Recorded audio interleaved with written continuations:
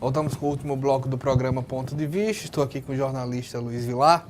Basta ter uma crise, a solução sempre tem, basicamente, vamos dizer de forma majoritária, dois caminhos. Austeridade ou o Estado bancando. Qual caminho, na tua opinião? Austeridade não é nenhuma, digamos assim, não é nenhuma uma coisa a ser discutida, é obrigação do poder público. O poder público ele tem a obrigação de ser austero porque o dinheiro não é dele. Então é uma obrigação. Ele precisa prestar contas, ele precisa dizer onde gasta e ele precisa gastar menos para fazer mais. Isso aí é uma obrigação. E dentro dessa obrigação do poder público, ele tem que entender que o Estado é serviço. O Estado não é empresa. O Estado é serviço, certo? Então o foco primeiro do Estado é serviço. Quando a gente tem o desenvolvimentismo, qual é o grande perigo? É que o Estado se torna um grande polvo com tentáculos minúsculos. Ele tenta cuidar de tudo, mas não alcança nada. E começa a faltar naquilo onde falta. E aí a gente tem, naquilo onde precisa. E aí a gente tem uma coisa que é muito interessante que ocorre no Brasil. Áreas que não são tão vitais, inchadas, com orçamento gigantesco, com recursos humanos desperdiçados, aí a gente vai de estado para estado. Mas vamos lá. Alguns recursos... Cultura é importante. Mas não para que o Estado tome conta. Você citou num ponto interessante, o Ministério da Cultura. É importante, mas não para que o Estado tome conta. Porque, no máximo, o Estado é um fomentador. Eu não preciso de um ministério para fomentar. Eu não preciso de uma secretaria para fomentar. E como fomentar? Através de secretarias executivas. Por exemplo, eu posso ter numa secretaria de educação um setor que trate de fomento de cultura. Eu não preciso criar um grande organograma para determinadas coisas, sabe? Algumas secretarias, elas só servem de emblema político. Secretaria de Juventude de não sei o quê, de não sei o quê, de não sei o quê. É um emblema político para acomodar aliados. Você cresce o Estado e nada naquela área se resolve. Nada naquela área se resolve. O Ministério da Cultura no Brasil existe há quanto tempo? Há quanto tempo a nossa cultura só sofre degradações?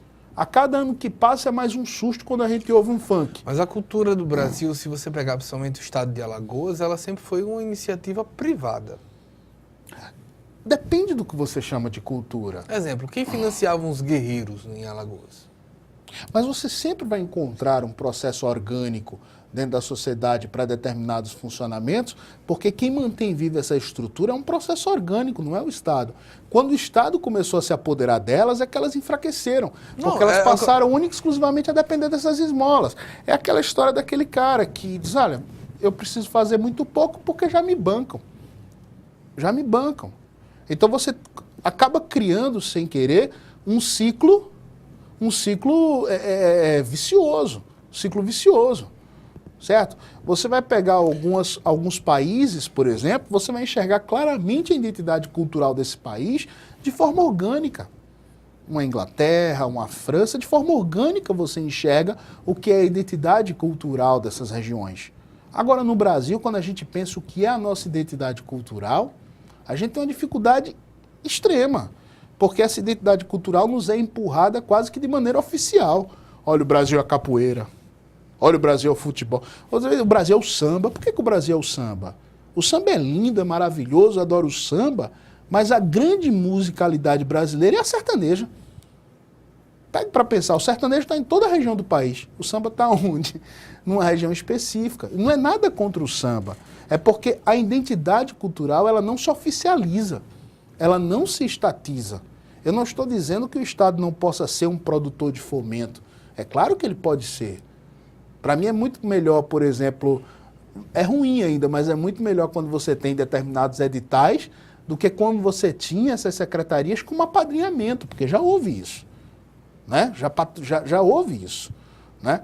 Então, eu vejo que determinados setores não são de responsabilidade do Estado, porque naturalmente eles não são. O Estado, ele é, volto a repetir, um prestador de serviço e pode ser um grande fomentador.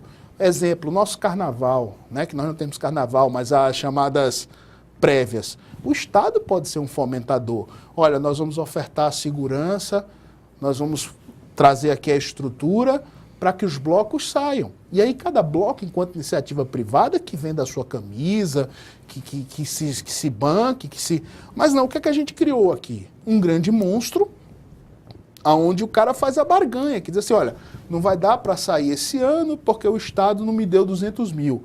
Ah, mas eu só posso 80. Aí fica nessa barganha até o fim, aí quando chega no fim o Estado tome 20 mil e o cara faz o carnaval. Entendeu? Então você acaba criando um processo de barganha que é terrível, porque quem é que paga por isso no final das contas? Quem gosta do carnaval e quem não gosta. E é injusto que quem não gosta pague. Entendeu? Então é uma relação que é preciso repensar. Repensar. Aí você vai dizer assim, às vezes que eu encaro muito alguns debates, e alguns perguntam isso. Ah, mas a Finlândia e alguns países nórdicos possuem um Estado gigante, sim. Mas porque em 1850 alguns e em 1900 alguns tomaram atitudes de reduzir para fazer crescer o bolo da economia, tornando o Estado menor do que a receita. Mas se você vai olhar, E aí cresceu depois. Você pode olhar países mais novos, com um histórico diferente. Por exemplo, a Islândia, em 2008, ela foi praticamente o centro do terremoto da crise imobiliária, de bancos. A crise chega nos Estados Unidos depois da Islândia, não? A crise começa nos Estados Unidos em 2001, 2002. Quem faz o início das quebras é na Islândia. Sim, mas quando você pega 2001, 2002 nos Estados Unidos, o que acontece nos Estados Unidos é que você teve uma oferta de crédito. Porque a relação é a seguinte, né? Para você ter crédito, você tem que ter poupança. Quando você oferta demais esse crédito acima daquilo que se tem de poupança, esse crédito que é ofertado, ele é artificial. E aí você começa a criar uma bolha. Essa bolha, evidentemente, estourou em 2008 e você teve essa questão da Islândia. Mas o caminho da Islândia é o contrário do da França, de Portugal, da Itália, da Alemanha não, que não passou nesse sentido. Não foi o da austeridade. E hoje é um dos países que mais, e foi desenvolvimentista. Mas você tem que pegar o histórico da Islândia, né? O histórico da Islândia, inclusive lá nos séculos passados e tal, chegou a ter uma filosofia de um comunitarismo por aí e tal. Então você pega o histórico, é como o caso da Suíça também, né? Mas em qualquer caso, inclusive hoje na própria Islândia, né? Quando você tem o Estado chegando e vamos crescer o Estado, né? Tanto do ponto de vista abstrato quanto do ponto de vista físico. Chega um momento que o cara diz, espera aí, meu irmão, a corda está no meu pescoço. A Suíça tem um exemplo disso, né? Olha, tá sobrando dinheiro aí, vamos dividir? A galera diz, não, porque senão a gente vai deixar de produzir, né? Então você tem essa relação, né? A Finlândia funciona com 40% dos recursos destinados à educação. A Inglaterra, 50% então de você impostos. tem, mas quando você tem essa relação, você tem uma relação do tipo do bolo que cresceu para poder ser repartido. E lá na frente não tenha dúvida disso. Os caras vão dizer, epa, bicho, não dá mais não, vamos recuar.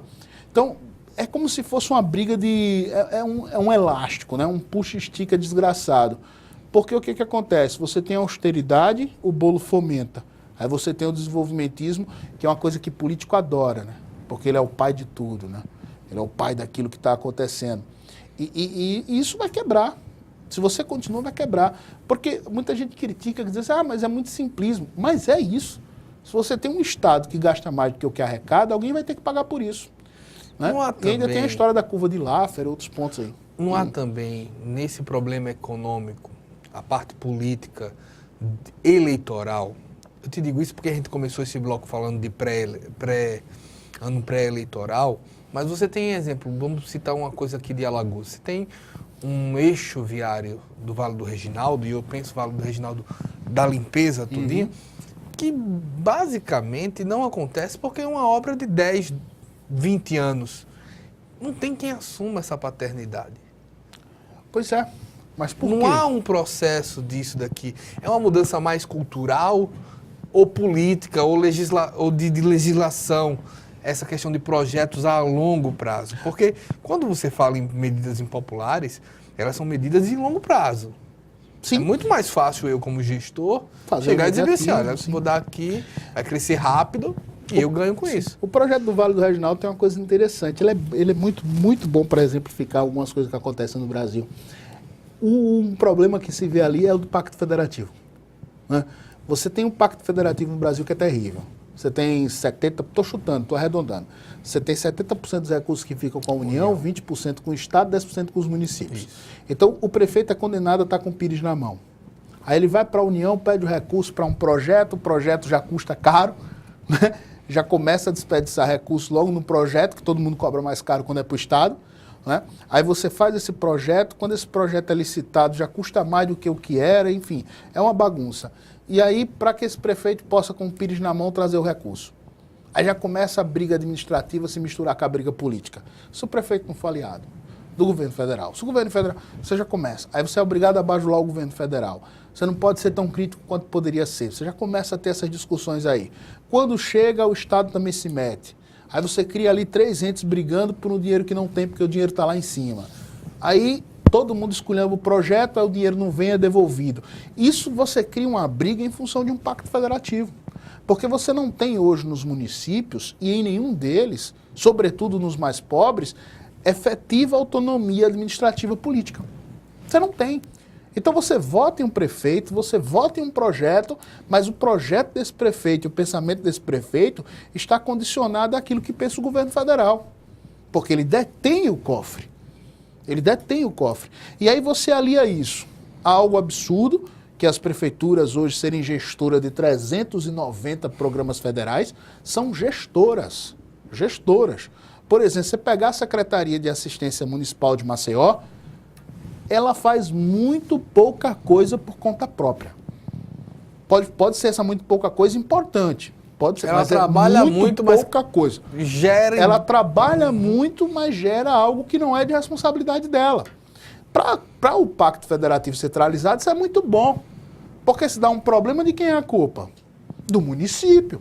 Então, politicamente, o governo federal está bem... E ainda entra intervenção, né? Pois é, Entra ainda já está com- bem precavido. Quer dizer, então é um pacto federativo maluco. Aí você pergunta, onde é que estão os prefeitos nisso?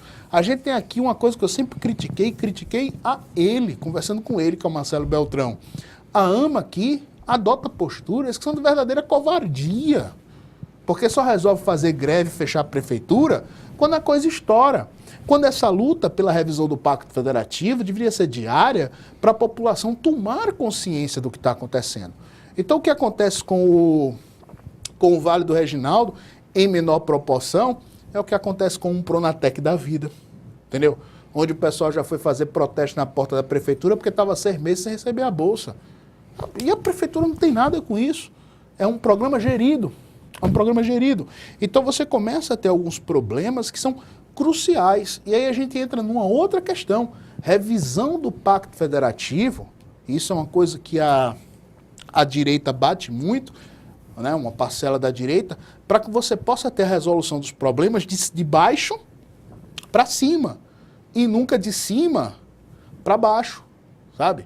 Para que você possa ter essa revisão, corrigindo já na raiz as injustiças, porque, obviamente, os municípios não podem só ficar com aquilo que produzem, porque tem município como Pindoba, que o imposto produzido nele é muito pouco, mas você corrige essas distorções, mas inverte. Não, a União vai ficar com 10%, os estados com 20%, 70% é para os municípios, porque é nos municípios que as pessoas vivem.